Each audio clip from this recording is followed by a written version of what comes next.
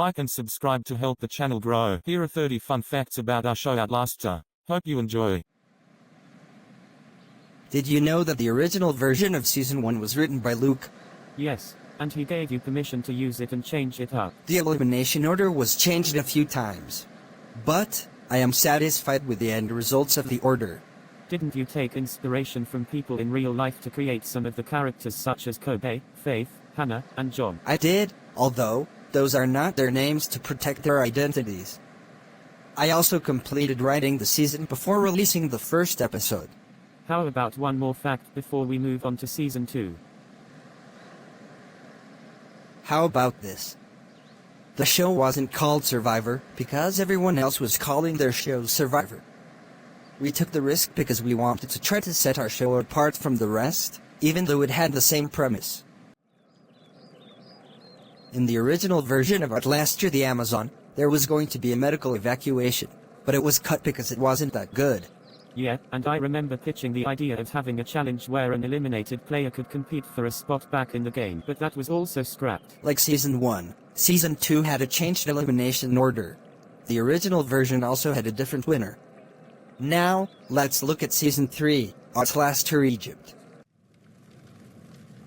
The season was originally set in Death Valley, but we thought Egypt would be a more interesting destination. This was also the first time that we started a season with 3 tribes instead of 2. Didn't this season have a lot of errors? Yeah, but many were related to rendering issues. Thanks, Plotagon. But the elimination order remained the same throughout the process. The tribes were also named after gods from Egyptian mythology. Let's go to Bermuda for Season 4. This was the first season that Luke had written since Season 1. The Cursed Stones were an addition that Luke was a big fan of, but he insisted that they remain a one-and-done twist. Although, he does want to bring back the Risk Stone, just with a new name.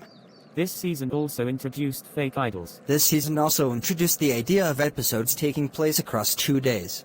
How about All Stars? Didn't the original plan have been to have a cast of 20? Yeah, but we brought it down to 16 to establish the tradition of 16 players per season.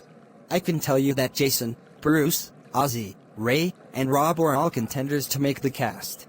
This season made Lloyd the first player to play this game twice and not get voted out once. Did you know that all of the challenges are from previous seasons? Yes, and that is why for the first time in the show's history the episodes are not named after the challenges. Let's finish with a bang. Season 6, Champions vs. Underdogs. The first themed season for newbies.